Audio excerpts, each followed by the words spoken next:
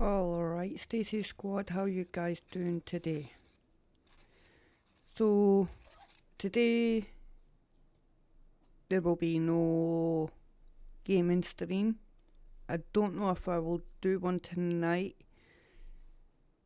Honestly, probably not. But I'll see what I could do. Depends what time I get everything organised at. Still some stuff I need to do before my operation tomorrow.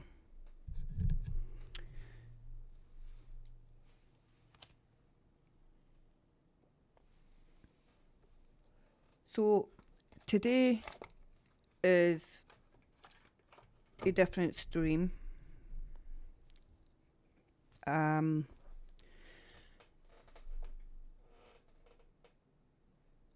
This is basically like a one question go, ask me anything sort of stream. It's only going to be for 20 minutes maybe. And if no one comes on, if everyone is too busy, I will just chat. Probably bore every one of you guys. But it's basically just like a stream to, or a video sort of, to explain my life, what's been happening, and what is going to happen in the future for this channel, for my operation, and basically for my life. Hopefully we'll get a few people to join.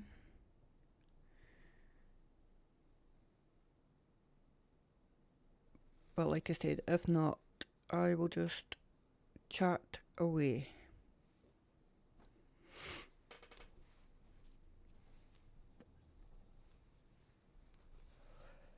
So, tomorrow is going to be my first operation for my right hip.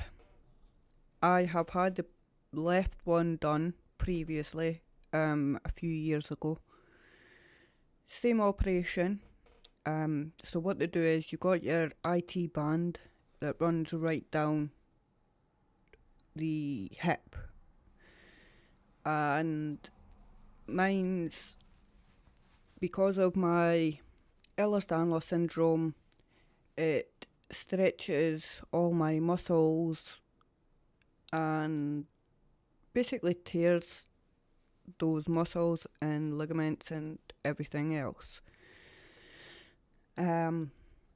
So my IT band has become extremely damaged and my hip dislocates every single day without a doubt.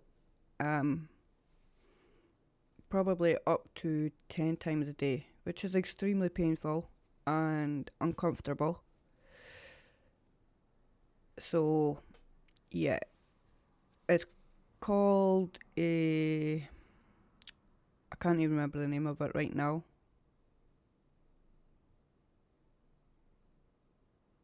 I can't remember the name of it right now. Might come to us.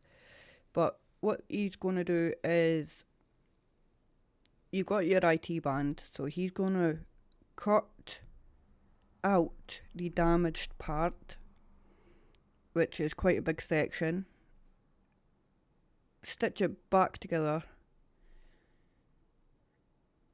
and hopefully that'll repair it for a few years. Now, like I said, I've had my left one done, and I don't know how, I think it was like 4 years ago, something like that, and it's still not too bad, to be honest with you. Maybe once every few months my left hip will dislocate. I'm just lucky that most of the time I know how to get it back in myself, but obviously sometimes it's depends like how bad it is basically, but most of the time I can get it back into joint myself. Sometimes I need to go to hospital and they will put me under basically not general anaesthetic, but they'll knock me out a little bit and then get it back into joint.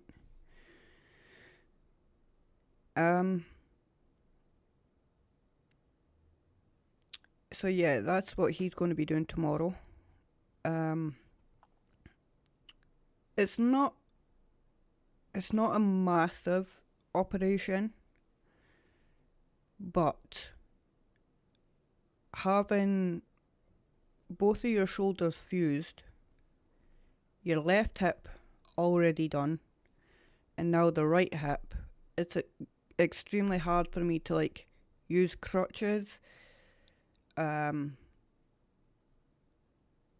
like walk around and stuff like that. And this is my first operation where I am living on my own,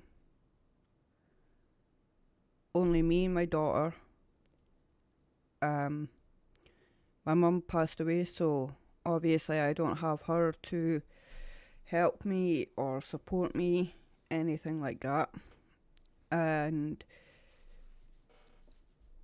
since I broke up with my ex, this is the first operation ever. So yeah, it's kinda scary, really nervous. I don't think I've been this nervous since I was like 19 and I got my first operation on my shoulder. Yeah, it's quite scary, to be honest with you.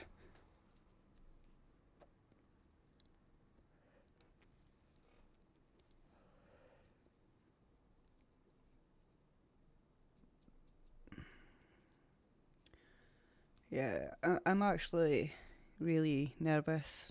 No, like, so tomorrow I'm meant to be going. This is what is meant to happen. I'm meant to be going into hospital tonight. I get the operation in the morning tomorrow or afternoon. I stay in hospital tomorrow and I stay in the next day, and then I would get released on day 3. Obviously, I can't do that. I have no one to help me take care of my daughter and my assistant's dog, my puppy. I can't really call him a puppy. He's going to be 2 in October, so he's almost out of the puppy stage, I guess. But I don't really have anyone to help me. My stepdad is taking tomorrow off work to mind my daughter and my puppy for the few hours that I'm in operation. Obviously, going in for 3 days can't happen. Like, it can't happen. I have no one else. My stepdad needs to get back to his work. He doesn't work in the same city as me. So he's only down in my city 2 days a week, meant to be a Wednesday and a Sunday. But obviously he is taking Thursday off work and he will go back down to his city on Thursday night, which is, it's going to make everything so hard for me, to be honest with you. But shit happens.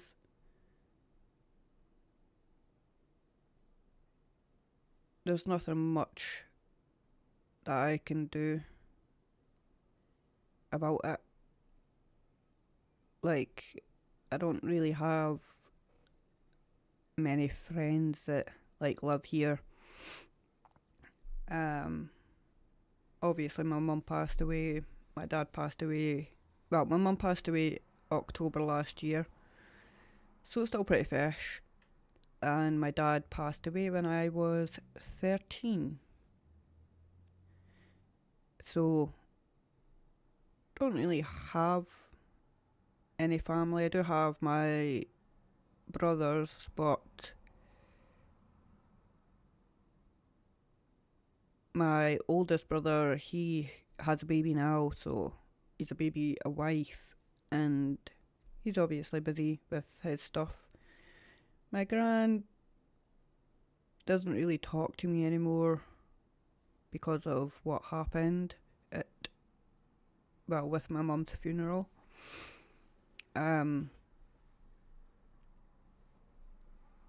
She was meant to be helping, but obviously all that shit happened, so I'm not really going to go into it. But yeah. Some older people are stuck in their ways, I guess, if you want to put it that way, and believe that they should control everything. But things just happen differently, I guess. So yeah, I don't really have anyone else that can help me look after my daughter and my puppy. So the surgeons, he has called me up. So this is an emergency operation in its own. But I was meant to be going in at 11 a.m. and I was third or fourth on the list. But because of everything that is happening, he has pulled me to first on the list.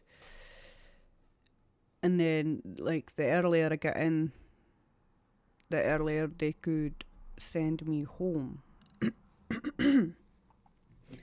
So yeah, I'm getting sent home probably like an hour or something after the operation. So yeah, it's going to be extremely hard for me. I know how hard it is, and that was with having just my left one done.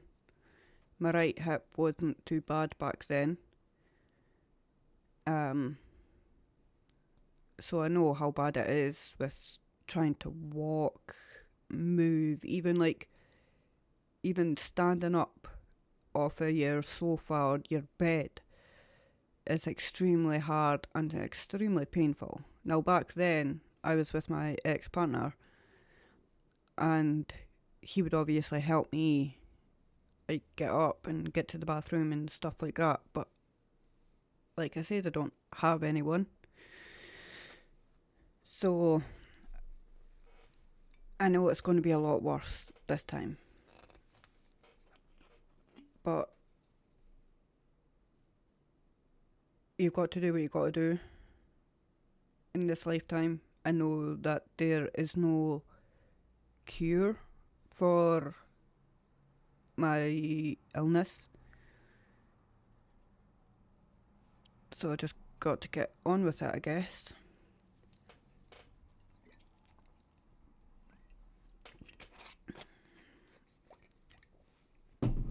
And then on top of all of that happening tomorrow, yesterday I got a trapped nerve in my neck. So it's extremely painful to move my head. It's a little bit better today, but it's still quite bad.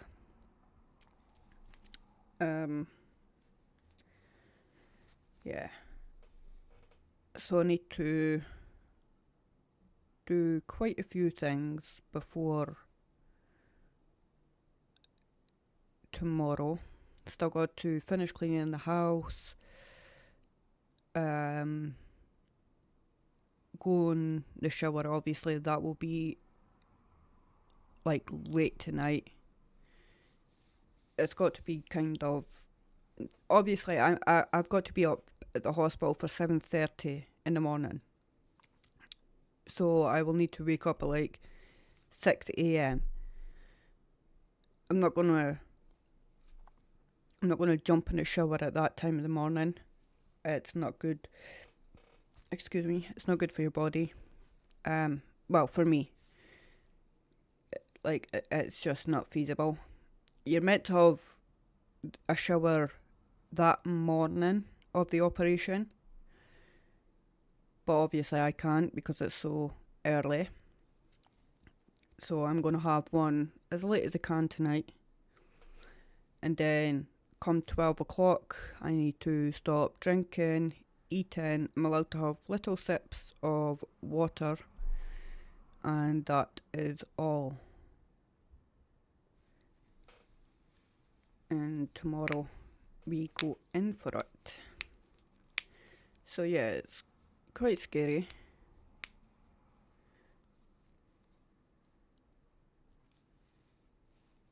But shit has to be done.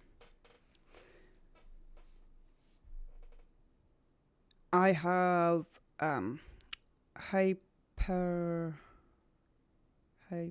can't remember what it's called, but if you stand up too fast or if you go in a hot shower, you can pass out, basically black out. Hypertension, I think it is, with in my heart. Something like that. So that's another reason why I can't go in the shower in the morning, because it's too much stress on my body. So let me explain a little bit of what Ehlers-Danlos syndrome is. So you get different types. You've got type 1, type 2 and type 3. So we know for a fact, like there's no, I'm not sure actually, I'm not saying there's no, but for me, for type 3, there's no actual tests without going fully into your genetics, which obviously I don't have the money to pay for it privately, and they won't do it in the UK from your normal hospitals, so you would need to go privately to properly be tested. But we know for a fact that I've got type 3. So what that is, sorry, 2 seconds.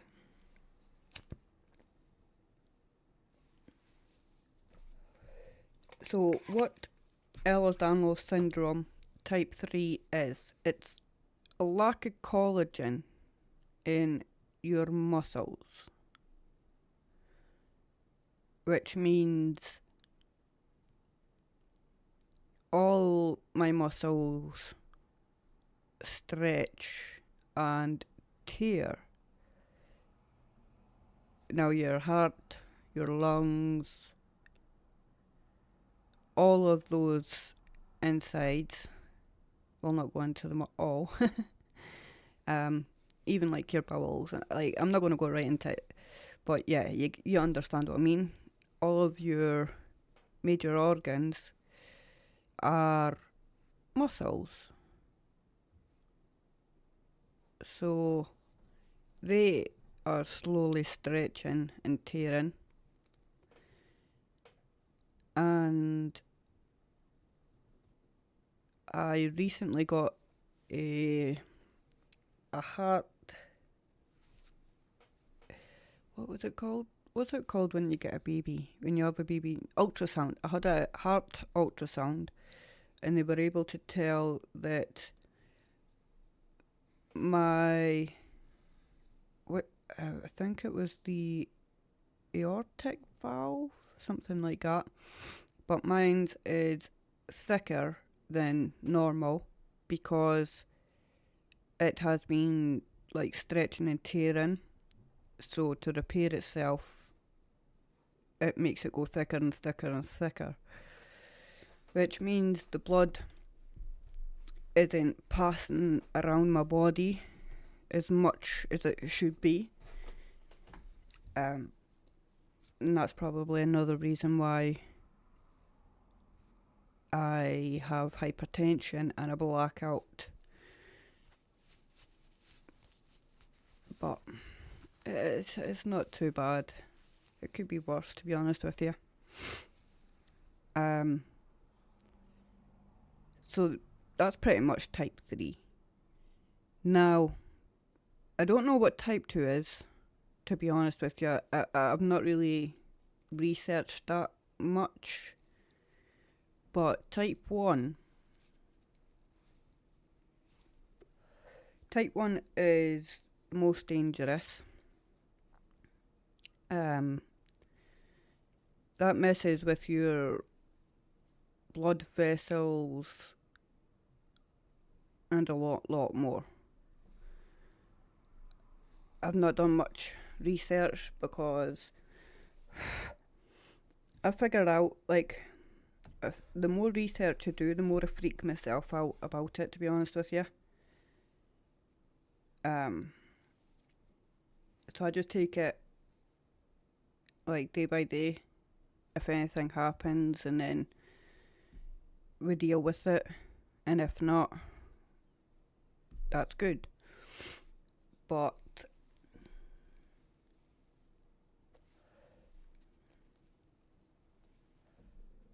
we pretty much know for a fact, well, no, not for a fact, we pretty much know that I have type 1 as well, because all of my blood vessels are extremely thin.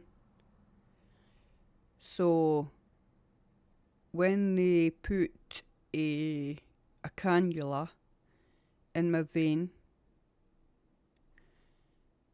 more than half of the times it either blows the vein, which therefore makes a big huge like blood clot, so you can't use that vein again,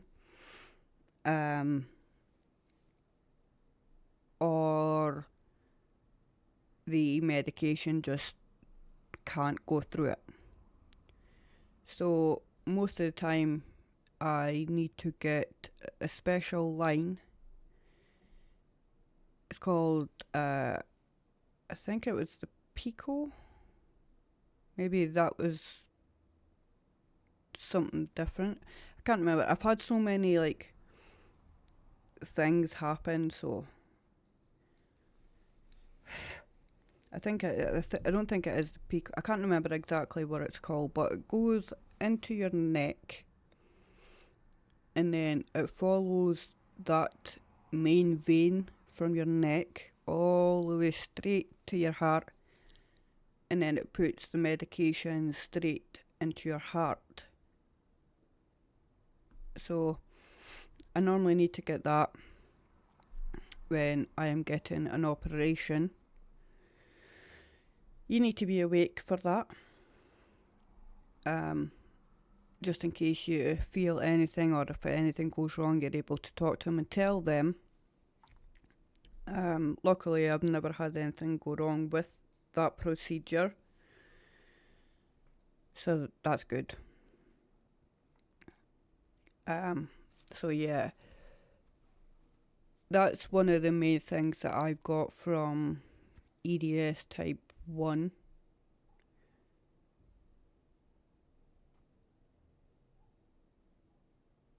So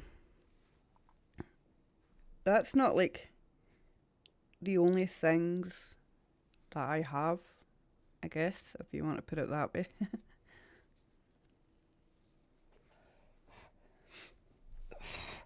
That's just one of the main things that cause all my operations pretty much. Pretty much all my operations have came because of my Ehlers-Danlos syndrome. But I also have another very rare illness called dystonia. Dystonia. Dystonia.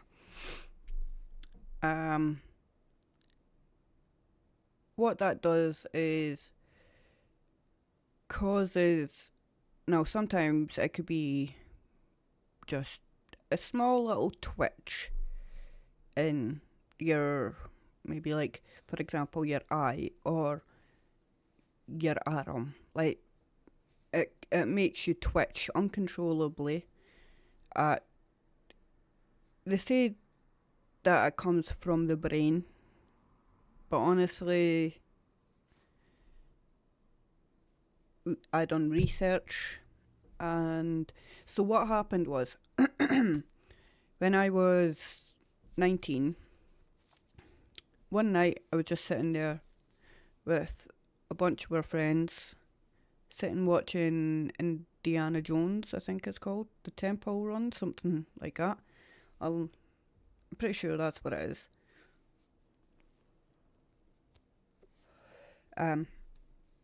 So we were all sitting there watching that, and then I don't know why, my left arm just started twitching,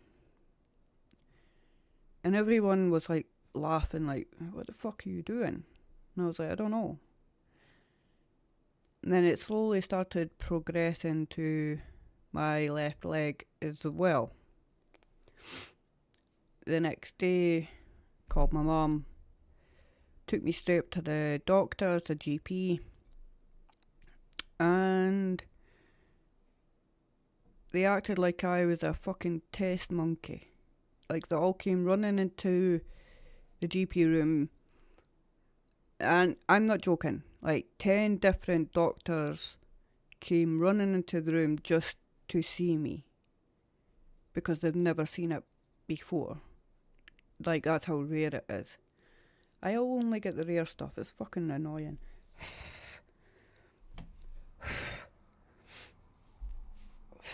Like I said, I was 19 at the time. I was playing football or soccer, for any Americans. I was playing that professionally for Scotland as well, which was the best years of my life, to be honest with you. I'll never change it for the world. If they could go back and say, because the football, it didn't cause my Ehlers-Danlos syndrome, but it was a cause to make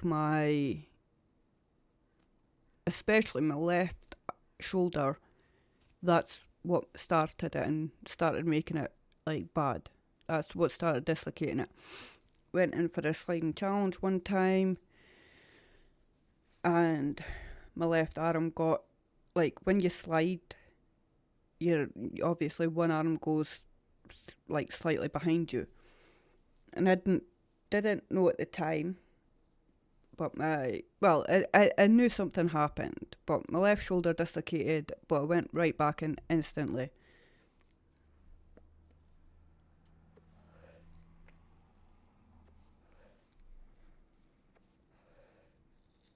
So that's what caused my Ehlers-Danlos syndrome to start getting bad, I guess. But like I said, if someone was to say, right, if you stop playing football now, if I were to go back in time, someone said, if you stop playing football now, you can save your shoulder and it won't dislocate, you've got this illness, and I would never change it for the world. It was the best time of my life. I made good friendships.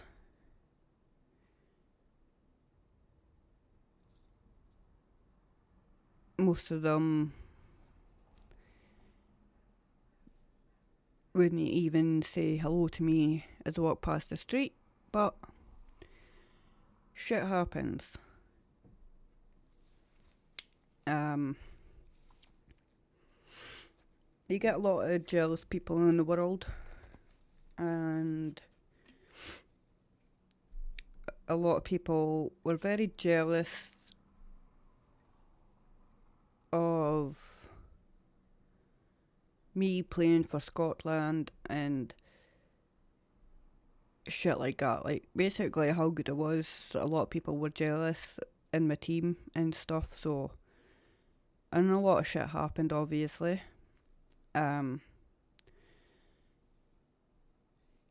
But like I said, I wouldn't change it for the world. 2 seconds.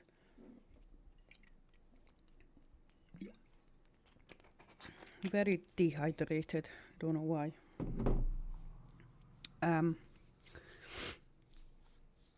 But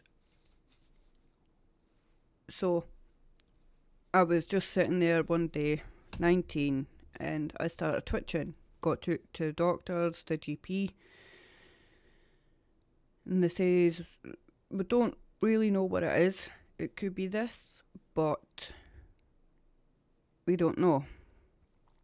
They sent me up to neurology, and I had to stay in hospital for, I think it was 11 days, and my best friend, also my ex-girlfriend, she stayed with me the whole time. She slept on a patient chair for the 11 days. I was really lucky to have her, and it's really unfortunate that she moved to South Africa. But like I say again, shit happens and you got to get up and on with it. But in those 11 days, they done a load of tests, and they figured out that it is dystonia, and it only ever stopped back then. It only ever stopped when I was playing football, and it would like, if I was I was a central defender most of the time. If I was just standing at the back, for example, if our strikers had the ball up top, and I was just standing there, I would start twitching. But as soon as I start running, I would stop twitching completely. So that helped me so much. And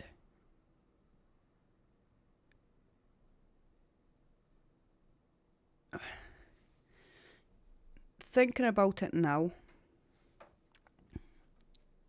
and like, doctors, they don't know too much about Ehlers-Danlos syndrome and dystonia because they're so rare. They don't know everything about it. Now, my doctor said, now my doctor back then, he was an absolute dickhead. Like, I was sitting in the waiting area one time after I got out of the hospital. Obviously, you've still got to keep going back to neurology, and we were sitting out in the waiting area, and he gets up and goes away home, and we were still sitting there for our appointment. And honestly, it was just, the guy was such an arsehole. But he, like, no one knew about my Ehlers-Danlos syndrome back then, because like I said, my shoulders dislocated and just went back in. Everyone just said it was double jointed. You're just double jointed. Things like that will happen. Because when I was in college and we would do like skiing, anytime I would fall, my thumbs would dislocate and go back into joint. So we didn't know that it was EDS back then. So the doctors just slapped the name dystonia on it. But when you do research now, dystonia is actually an effect from Ehlers-Danlos syndrome.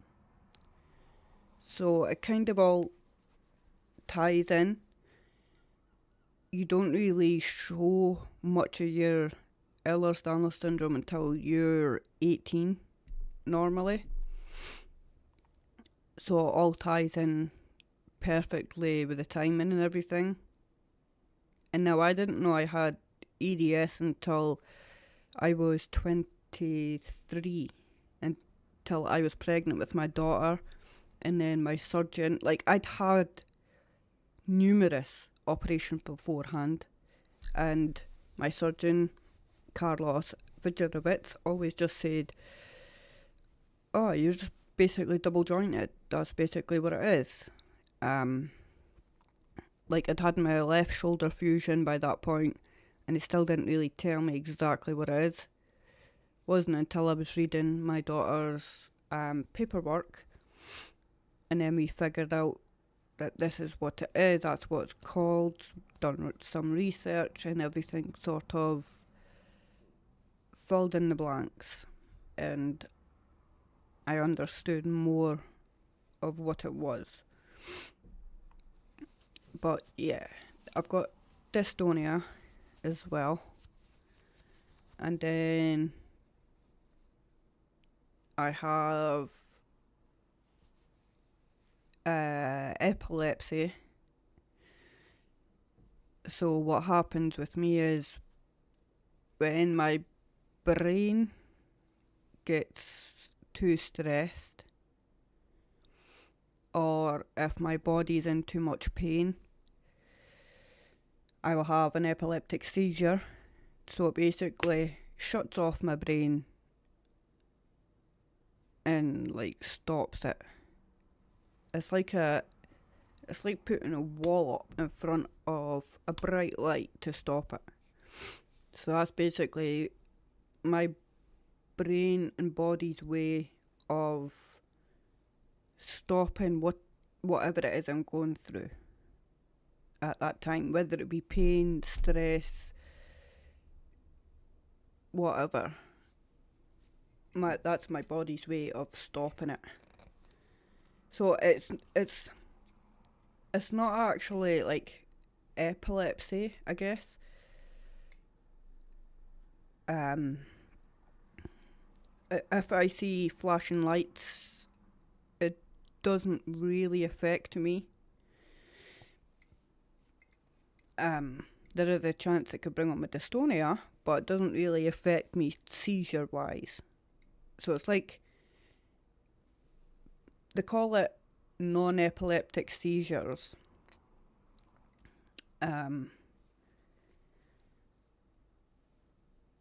So, yeah, I've got that as well. And I also have a vitamin A deficiency. Now that one is kind of annoying, to be honest with you.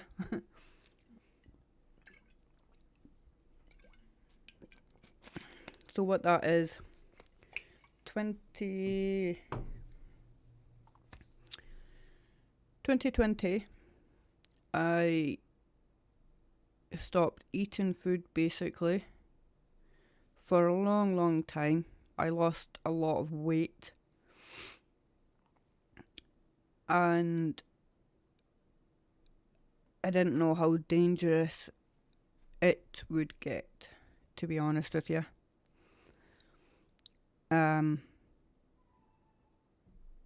very quickly, we'll say within a matter of a week to 2 weeks maximum, I was just sitting there, and whenever like I would try and stand, no, actually first I went with my vision. My vision started going, like completely like going. I was barely able to see anything. I went to the opticians. They say they don't have a clue what it is. I got sent up to the hospital. They like done vision tests and stuff. They still didn't really know exactly what it was. And then I got sent home. And then within the matter like of a week, I went from a healthy just under 8 stone to 5.5 stone. I'd lost 90% of my muscle mass across my whole body. Now, I'm not just talking like your biceps, triceps, your quads, your calves. I'm not just talking about those kind of muscles. Like every muscle. Like my chest muscle, I was finding it hard to breathe. Your face muscles, I couldn't move my face. I was starting to fall over every single day, multiple times a day.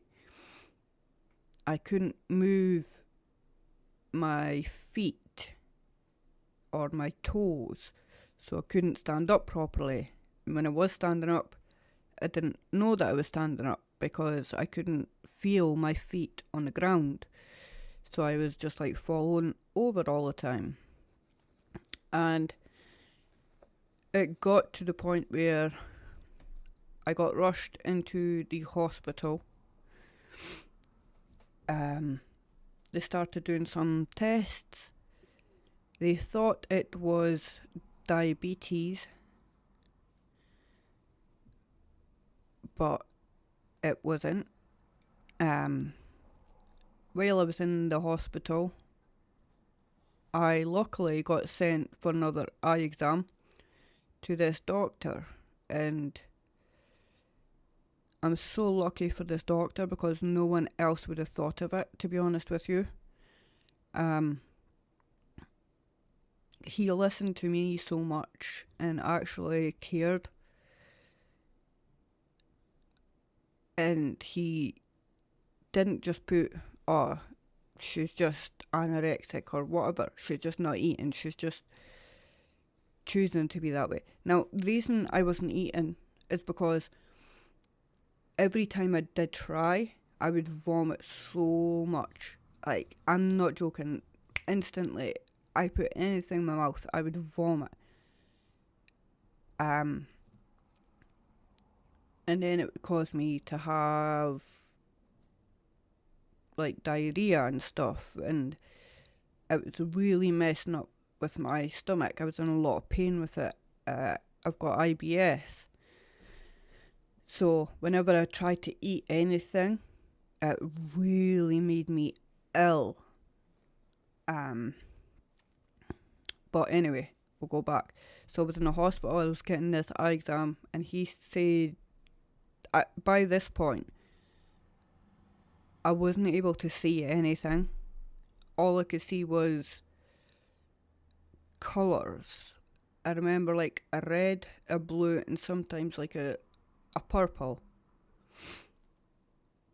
So I had my eyes open. You couldn't really see anything. You could see some shadows and then just these flashing lights. And he says, I want to do a test, a very rare test, as always with me, for vitamin A deficiency. Now, what this test is, it's not just a normal blood test. They've got to take the blood out, but while they're taking it out, it has to be, like, the vial has to be wrapped in tin foil, wrapped in this other, it's kind of like, do you know the bubble wrap that you get with, like, if you buy something like Fragile or something from the shop? They had to wrap it in that kind of stuff, and then more tin foil, and then it had to be put into a special refrigerated, like a box, but it was more like a bag. I don't know how to explain it. It was like a medical bag, and it had a zip, green, and it had to be put into there, and then it had to be transported straight away to the lab, and then they had to test it, like not like a normal blood test. It was different. It had to be kept out of sunlight, kept out of cold. It was just weird. Luckily, that surgeon, not surgeon, that doctor, the optician, luckily he done that test, and they found out that I was extremely vitamin A deficiency, and I can't remember how many. For example, you're meant to have like 14 grams of vitamin A in your blood or whatever. I only had 1%.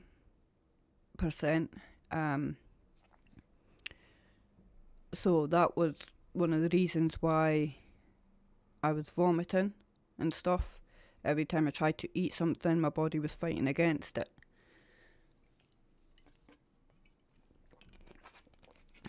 So I had to be put on a strict diet.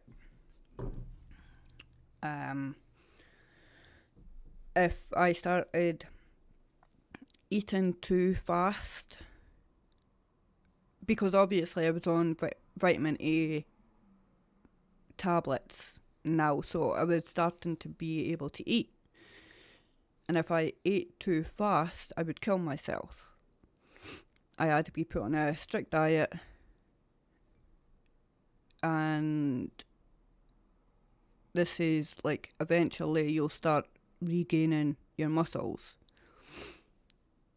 By this point, my feet and my toes and like see how you could move your feet up and down.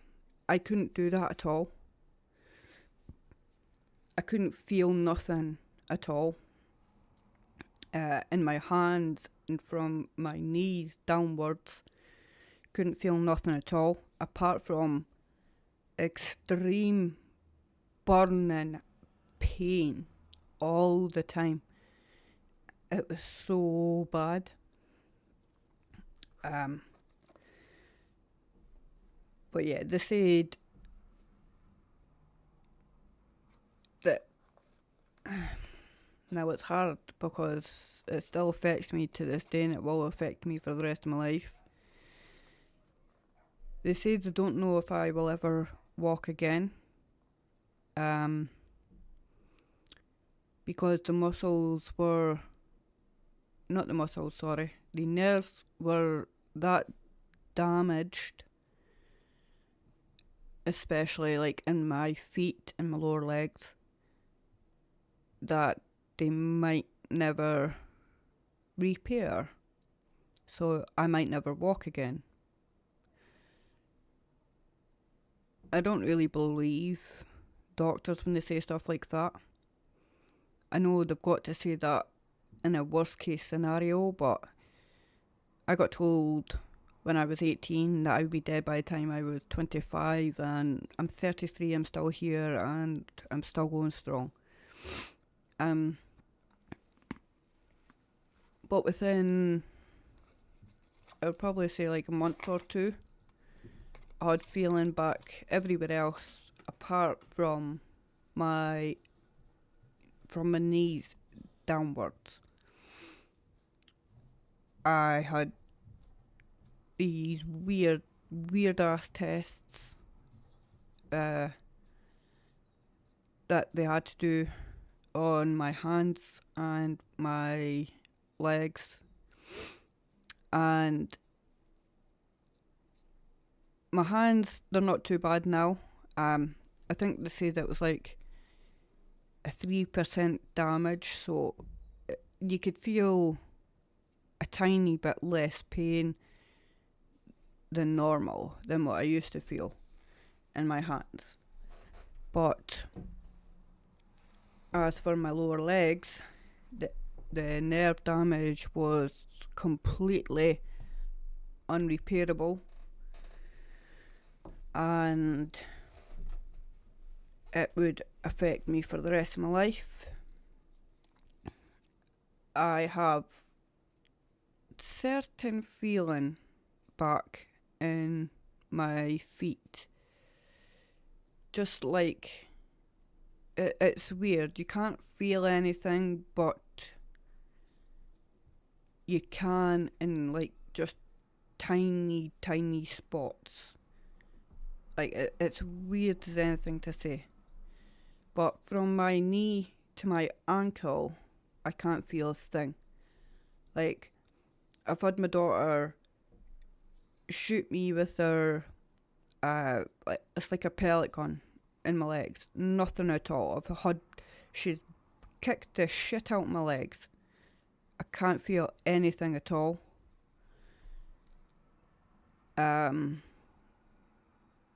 So yeah, I got told I need to watch out for that. I could break a bone in my legs or my feet, and I wouldn't know. So I need to be wary of that for the rest of my life. That's completely damaged. But like I said, shit happens. Things happen for a reason, I guess.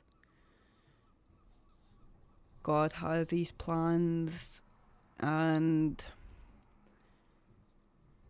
the way I see it is He gave me these illnesses, these problems, because I'm strong enough physically and mentally to handle these things, whereas someone else might not be. That's the way I think, anyway.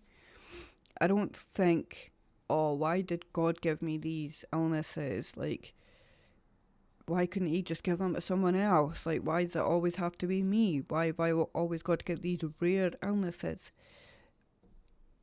And that was the reason that I started. Now, I had a previous YouTube channel, same name, but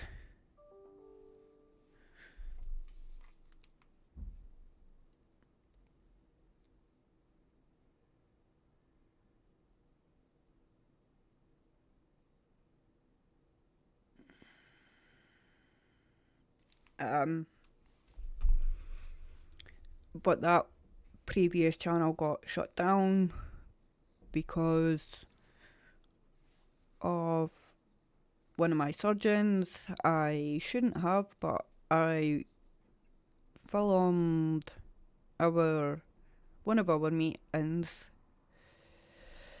and I shouldn't have, obviously.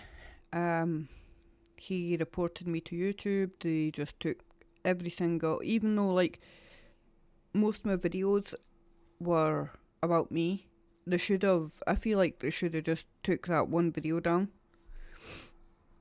Because most of my videos were about me, my life, how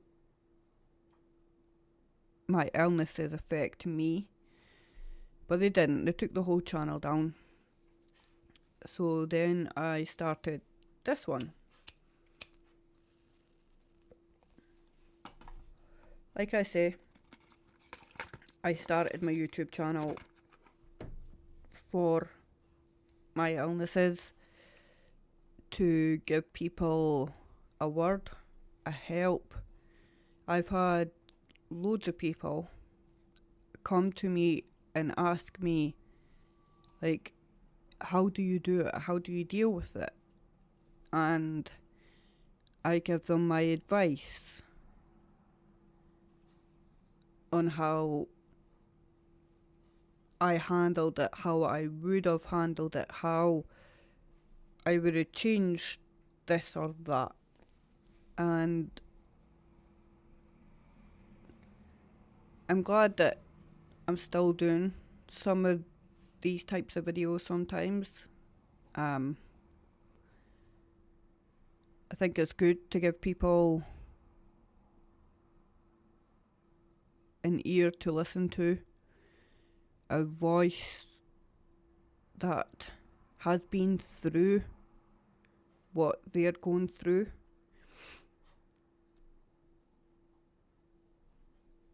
Because, like, you can get doctors that say, oh, it's going to be like this or it's going to be like that, but you don't really know what it's like. Like, they don't really know what it's like. They don't understand the stupid little things, like you can't stand up and go to your own bathroom. Like, you can't wash your own face, you can't brush your own hair, you can't do anything. Like, you can't go in the shower. Like, they don't understand the wee small things, so it's good to hear from someone that has been through it. So I like to help anyone that has Ehlers-Danlos syndrome, dystonia, vitamin A deficiency, anything. I like to give them experience, basically. Someone that has been through it and someone that could maybe help them, give them some advice.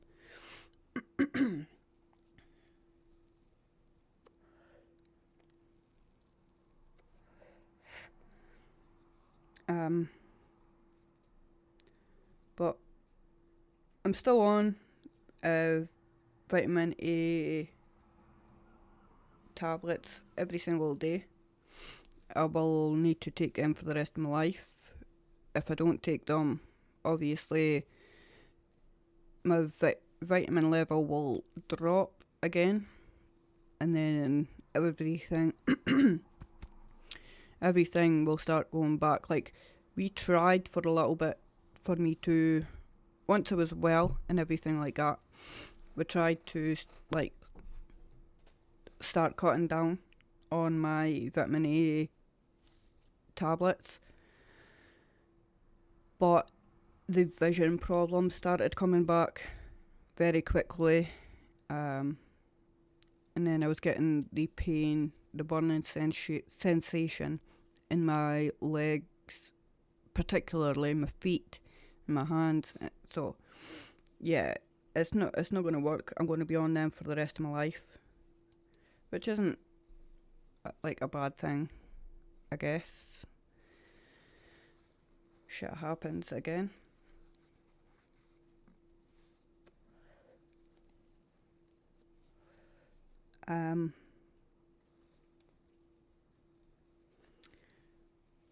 Yeah, so that happened in 2020.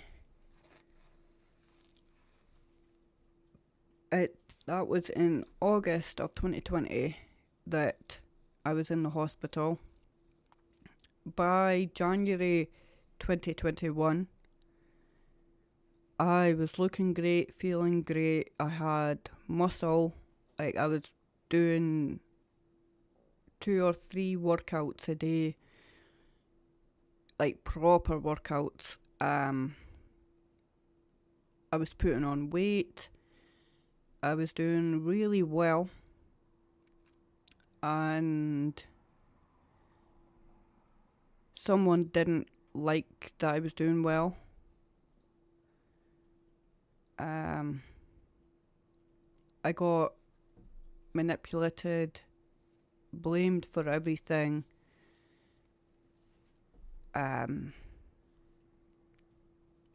They started taking drugs, started physically, mentally, emotionally abusing me. They weren't happy that I was doing so well, looking so well. And then they manipulated me into saying, "Oh, it's your fault that I'm like this. It's your fault. Um, like you almost died. You were days away from death. Uh, it's your fault that I'm taking all this stuff." And at the time, I didn't know anything else,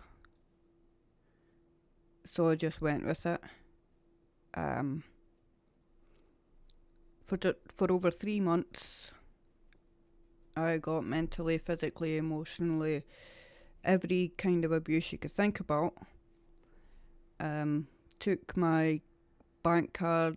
I never got to buy anything.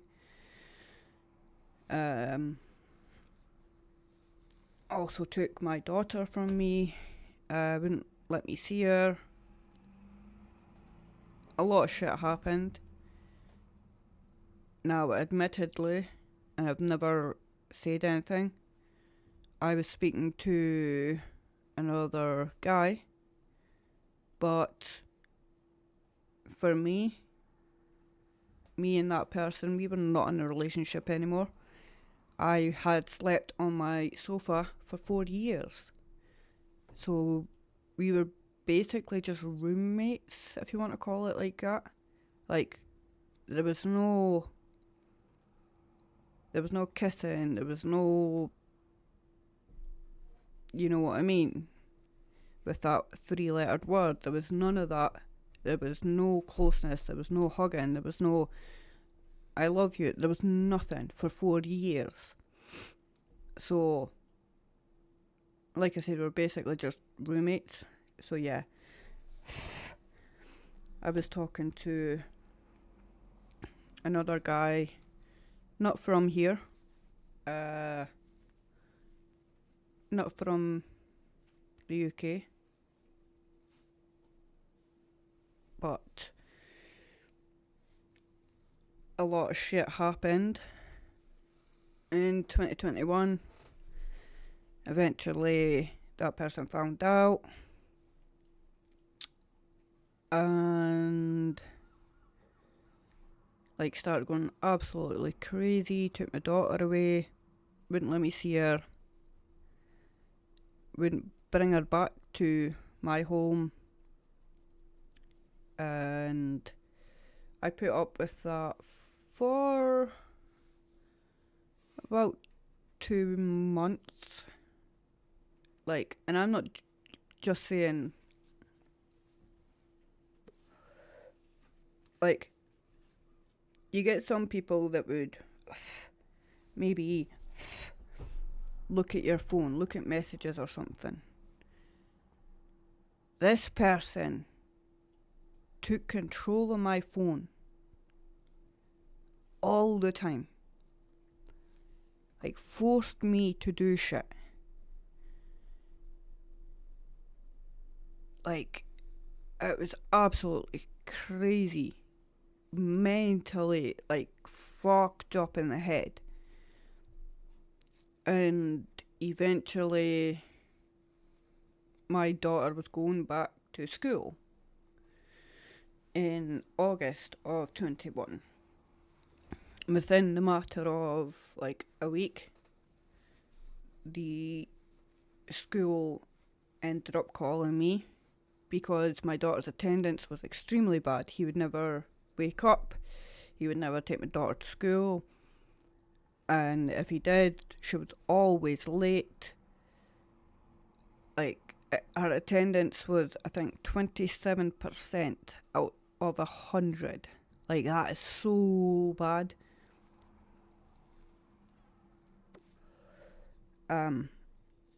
Eventually, like after a week of being back in, one of these school assistant teachers, if you want to, not assistant teachers, like,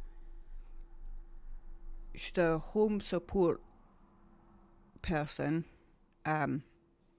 She called me. She's like, "What's going on?" And I was just like, he's in his bed. Obviously, I didn't say anything about him taking these drugs at that time. I was like, he's in his bed. I don't have Terry. Well, sorry, my daughter's name's Terry, but I didn't want to say that. But anyway, I don't have her, and he's not letting me see her. And she said, I'll never forget it. Do you want help? And I just burst out crying and said yes. She phoned the police came up. They asked me if I was okay and shit.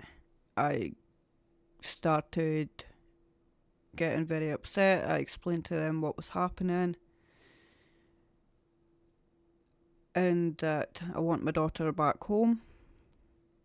They got my daughter, they got her back home, and I kicked my my ex out of my house for, I think it was a week at that point.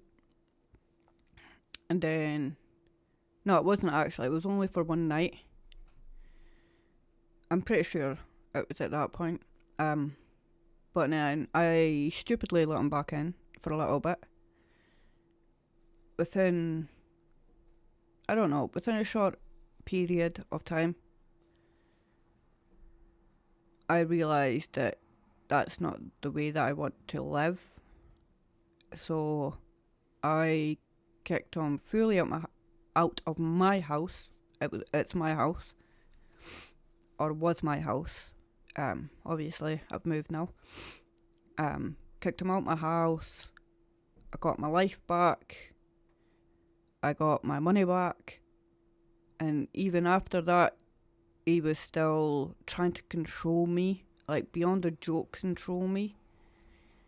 Trying to tell me what to do with my life, my daughter, my money, everything.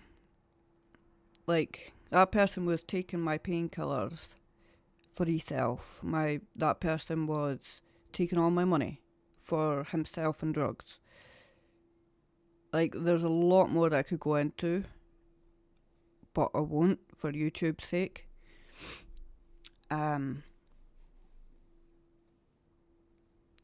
Quite quickly, I turned my life around. I turned my daughter's life around. Social workers got involved. They saw how bad he was, stopped him from being able to go anywhere near my daughter. And even still at that point, he was still trying to control me and say, like, no, I don't want to take it to the courts, let's just do this civilly and shit like that. And I did try that until the point where he could have killed me and my daughter. He was driving my vehicle, my mobility vehicle, and he crashed it quite bad.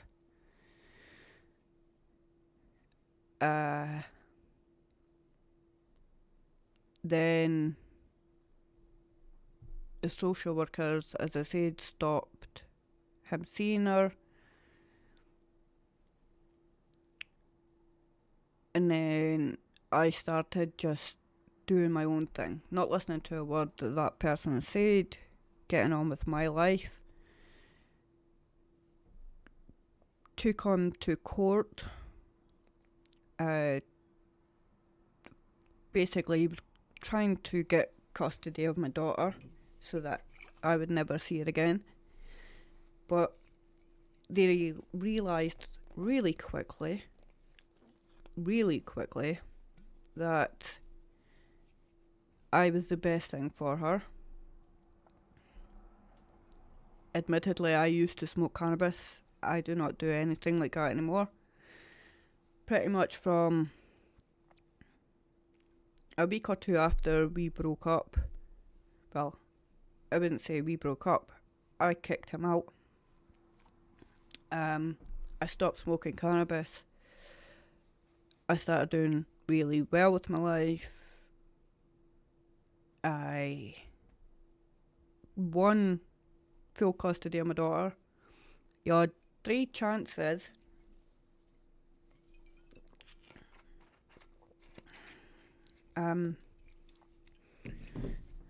That person had 3 chances to get contact with my daughter under supervised provision from a group assigned by the courts. And the first time they showed up, that the people said that he wasn't the best looking, but like, okay. The second time he showed up late under a lot of drugs, like away with the fairies, gouging away with it. Said that he was filthy, clothes were dirty, like his nails were absolutely ridiculous, just really, really bad. So he obviously never got to see my daughter. And the third time, never showed up at all. And then the court says, nope, full custody. He's not allowed to see your daughter till she turns 18. And then it's her choice. And they granted me with full custody, power of attorney, something like that. And there was a no contact order, meant to be. Never stopped them trying, and to be honest with you, the police never done nothing. Like, I had a sheriff go deliver it to his house, and it was meant to be you're not allowed to cause fear, alarm, anything like that towards me. Not allowed to try and have any contact with my daughter. And if they do, he's meant to get charged. But every single time this happened, even with proof, like he went up to the school, tried to take my daughter from the school and stuff. And every time the police got called, they said that the paperwork wasn't done properly, there was something wrong, and just a lot of bullshit. Even though I've got the interdict sitting right in front of their face, they're still saying that, like, it was wrong, there was something wrong, which was absolute bullshit. But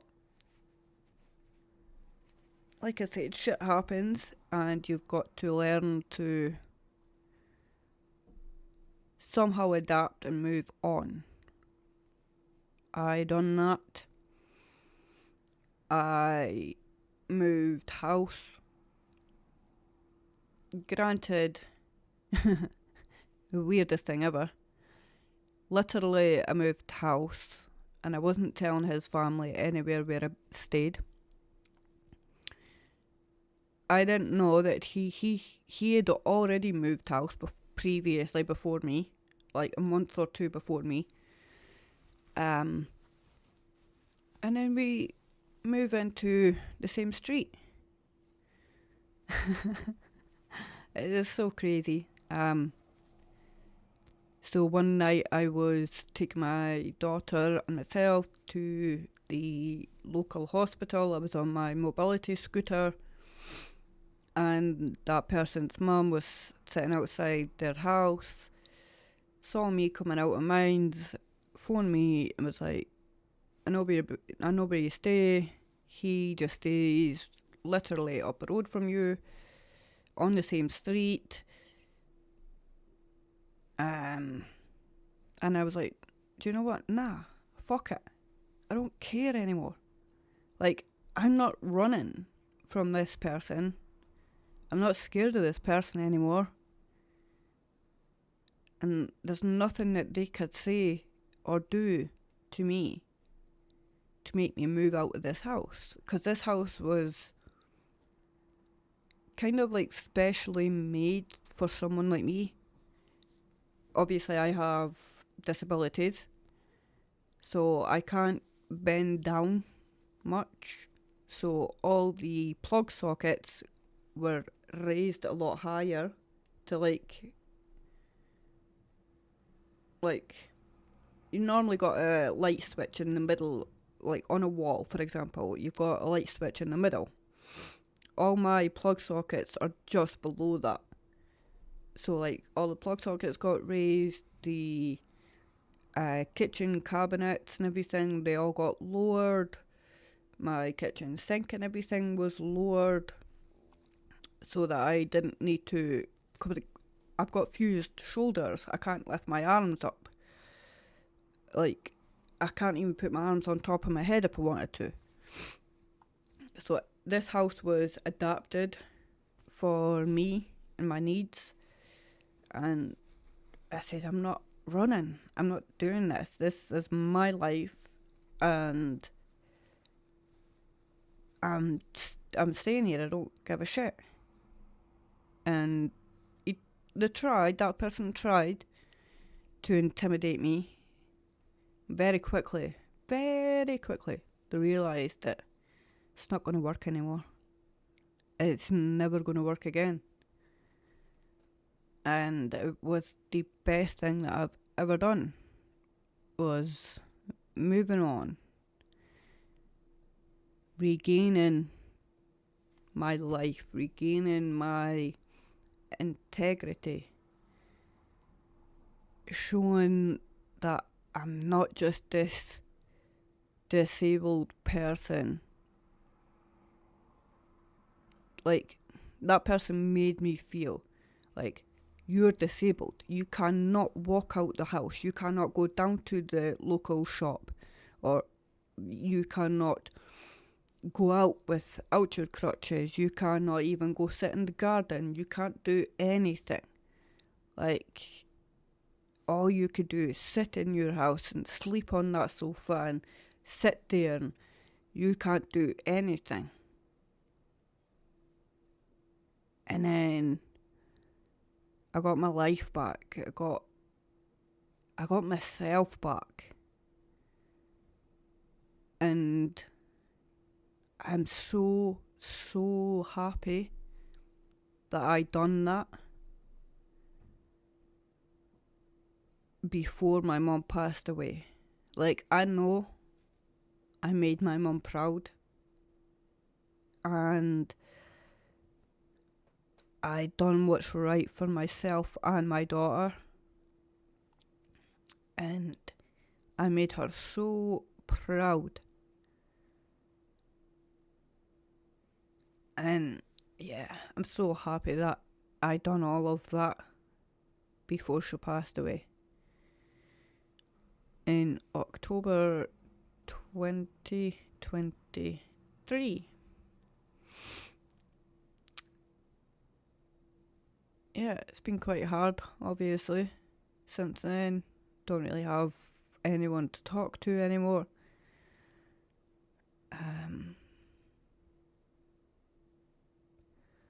But yeah, shit happens and you've got to get on with it. That's why I've just kind of been focusing on my YouTube channel, streaming, focusing on my daughter, getting my priorities back in order. Obviously, my mum passed away. That messed me up quite a bit for a couple of months. And then I realised that you need to keep busy. Keep going. Don't stop. As soon as you stop, you start thinking, you start getting upset, you start, and I hated it. So, I started my YouTube channel, started playing games and getting back to myself again. And yeah, here we are today in April, the 10th of April, and we're doing well. Got over 1,000 subscribers now. Our watch time's doing well. We're on track to start getting paid by YouTube, hopefully before January next year. And yeah, we're doing really well. And I'm actually enjoying playing games for you guys and everything. It's just good every once in a while to have a sit down conversation like this. I wish more people were here. Well, I wish somebody was here, to be honest with you, to ask me questions. It's meant to be an Ask Me Anything kind of video, but yeah. Even having 1 viewer, 10 viewers, 1,000, 1,000,000 viewers per video, it's not going to change me for who I am. I'll still sit here chatting away, even to myself. Because one day we can, or I can, watch back to these kind of videos and remember how much progress I've done, what I've been through in my life. My memory is not the best. Like I said, your brain is a muscle as well, so it's stretching and tearing slowly. So my memory isn't the best. So it's good to have these kind of videos to go back on. But I think I've done enough chatting. Pretty much saying most of the stuff that's been happening or has happened in my life.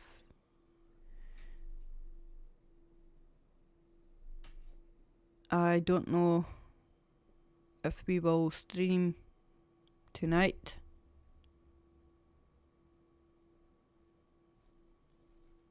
I really do not know. I do not know when I will be okay enough to stream again. Could be a day, it could be a month, it could be a week, I don't know. I'll try, even if it's just like a 10-minute short video stream, whatever you want to call it. I will try and get something out for you guys, like over the next week. But I'm not guaranteeing anything. Like I says, I'm going to be in a lot of pain. I don't have anyone to help me this time. And I've still got to take care of my daughter, get her to and from school and shit. Like, I don't know how I'm going to do it, but luckily she's off school for still the Easter holidays right now, but she goes back on Monday. I have spoke to the school, so they do know that I have the operation tomorrow and are going to contact me on Friday. So basically it's either the school helps get my daughter to and from school, or she doesn't go. There's nothing to it. But until I stream again, everyone please stay safe. Like, share, subscribe my channel to all your friends and family. Let's try and get it up to 1,100 subscribers. I think we're like 80 away, maybe 70 something. I'm not sure.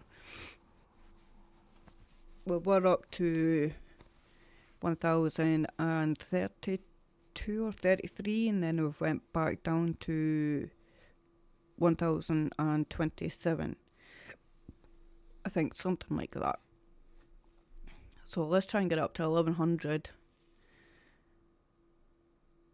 If you can't watch my streams, just play them in the background. You go to your bed at night, just put your phone on charge, put the playlist on, my live stream playlist, and just let it play through. You even mute your phone, like just put all your volume right down, put the screen brightness down, or turn your phone upside down. just shove the playlist on. The quicker that we get my watch time up, the quicker I can start getting paid by YouTube, and the quicker I can start getting proper editors to make shorter videos rather than streams all the time. We could get better games, we could get upgrades basically for the whole channel. So it's not only going to benefit me, it's going to benefit you guys as well, and the way that I stream and make videos from now on. So just get your mum, your dad's phone, whatever, just put my playlist, my live stream playlist on their phone, let it play throughout the night, whatever, and let's try and get up to 4,000 watch time minutes. Let me see what I'm at.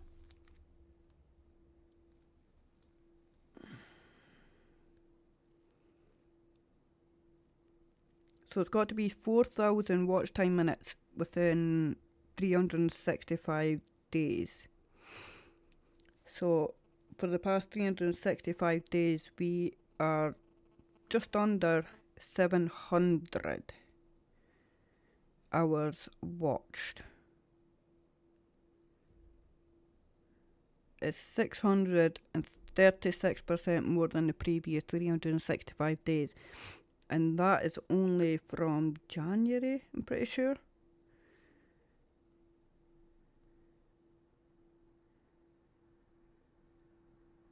Just towards the end of January. Pretty much right at the end of January is when I started with the streaming and getting my YouTube channel back up and running. And we're almost at 700 watch time minutes, and we need it up to 4,000. So yeah, let's get your gran, your grandpa, your mum, your dad, your brothers, let's get all their phones just watching my live stream playlist, sorry. And let's do this together. I'm not alone. I wouldn't be here if it wasn't for you guys. I've had so much help from every single one of you guys. In particular, Nins, Nino, done so much for me, helped me so much, and I really do appreciate it. Anyway guys, I'm off. May go have a little lie down and then start getting on with everything. And until next time, stay safe. I love you guys so much. Catch you all in the next one. Bye for now.